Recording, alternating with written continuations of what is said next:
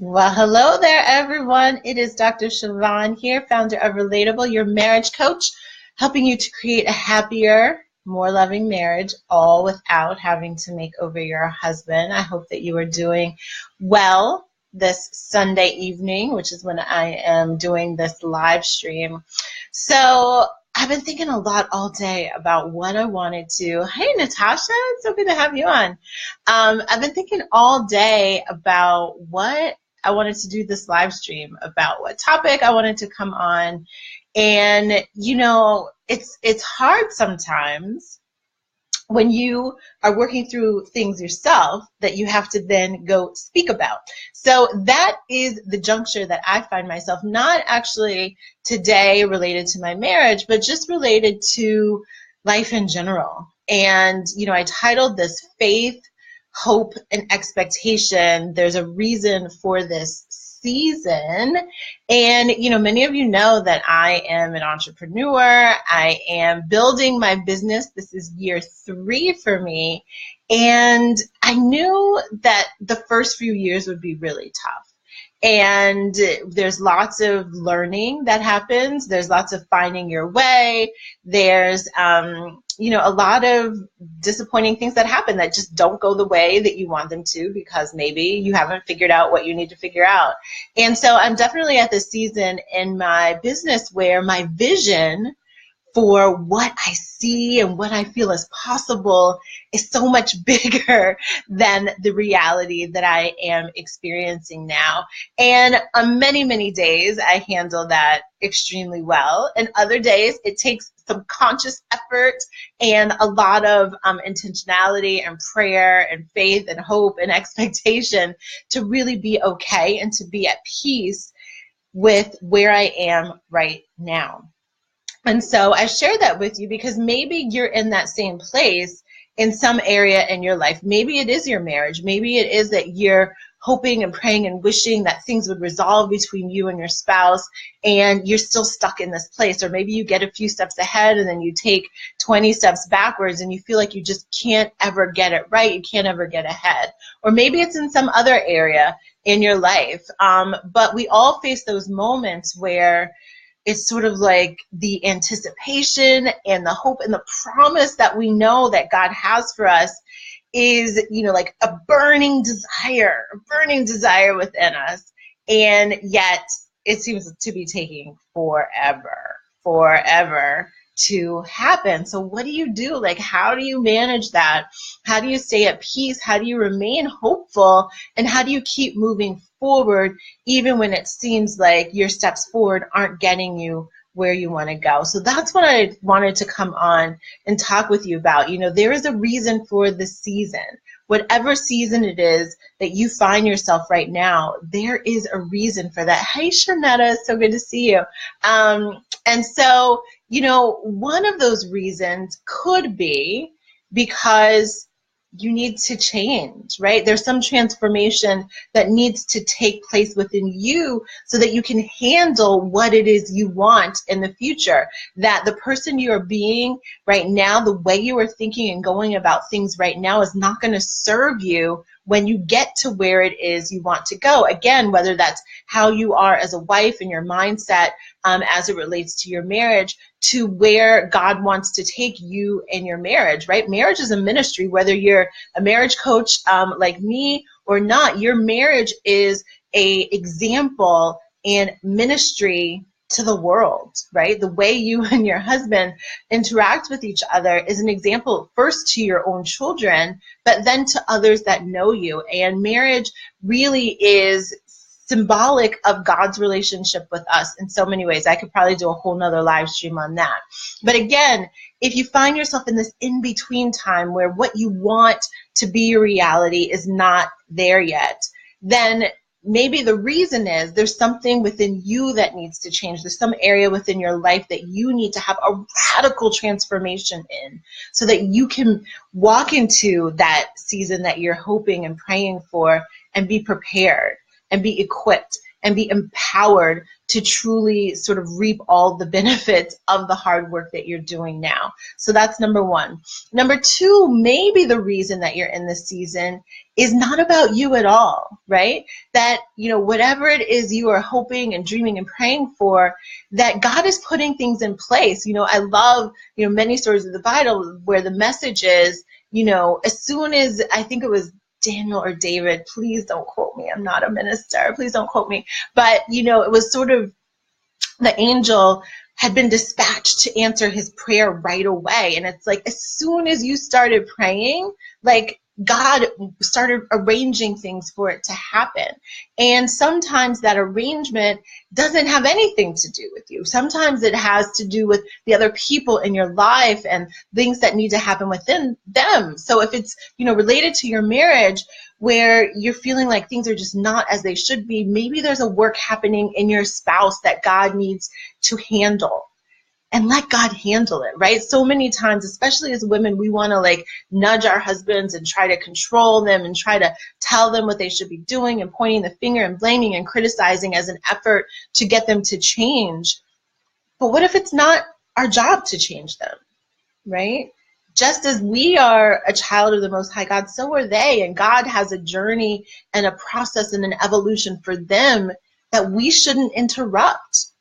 And so maybe if you're in this season that's not the season you desire, maybe it has nothing to do with you. Maybe God is working on your spouse in a way, and you just need to sort of ease up and let him do what he's going to do, right?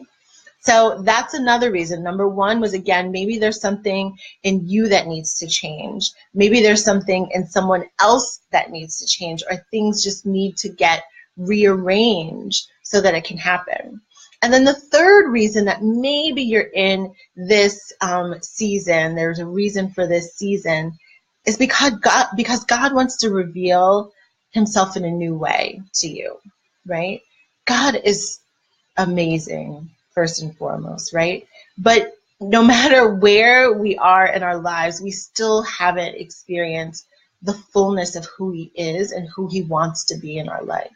And so maybe right now God wants to show you that he is everything to you, right? I talked about my business and, as an entrepreneur, being responsible for my own income, it's sort of like I have to trust fully that God is my provider, right? I can't try to, make things happen in my own strength. I have to rely on him as my provider 100%. And so maybe that's what he's trying to show you in your marriage right now, or your life right now, right? I talked with a lot of clients who maybe one person is only working for whatever reason, which creates a lot of strain on a relationship and on a marriage. But maybe that's the time to not prod and hound your husband about what he's doing to find a job, but maybe that's your time to really deepen your relationship and faith and reliance on God as your provider, right? Like, yes, your husband, that is his role, but how does he provide for you? Because he gets it from God. God gives us the power to create wealth. And so we need to turn to the source, right? More to the source, and not necessarily our spouse who may not be working or who may not be bringing in the income that we want. So the third reason, this reason for the season, may very well be that God is trying to show himself to you in a new way. And we want to catch it, right? We want to catch it. So I thought I would read just a little bit from my book, Voices in Your Ear, New Conversations to Transform Your Mind and Renew Your Marriage. And the reason I wanted to do that, particularly on this topic, was because I need it, right? I'm so glad that I wrote this book, not necessarily as the author, but as a reader. And I picked it up because I was, needing to work through my own things of having faith, having hope, having expectation. And I just felt like this is too good to not share with everybody else. So even if you don't have the book, I want you to get this.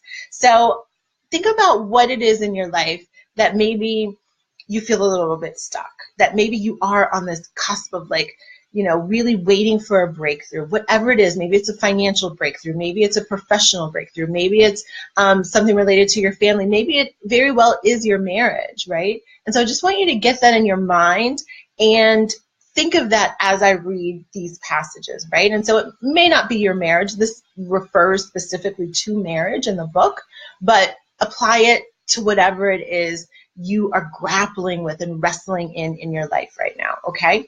So here it is. What if you knew beyond a shadow of a doubt that your marriage would not fail, right? So you can replace that with whatever word or thing or issue you're grappling with, right? So for me, I might say, what if I knew beyond a shadow of a doubt that my business would not fail, right? What if I knew without a shadow of a doubt that my children would not fail? Okay, replace it with whatever is top of mind for you, okay? What if you truly believed with all your heart, mind, and soul that you and your husband could actually have a happily ever after? Consider that things are working out perfectly and your marriage is actually growing stronger every single day. How would you act? What would you think? We know from the Bible that faith is the substance of things hoped for, the evidence of things not seen. That's from Hebrews 11, verse 1.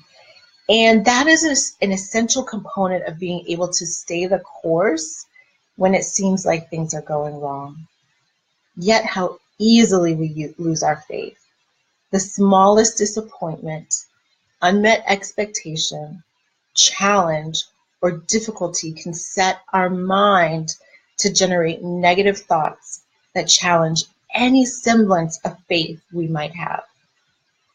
So that's just a little bit from the beginning of this chapter. I thought I would read just one of the declarations. This one really spoke to me as soon as I read it. And it's so good to just have something to go to, right? So this is from day 3 of Faith, Hope, and Expectation. And it's quite simple. And I hope you'll really receive it. I'm looking forward to what this day will bring.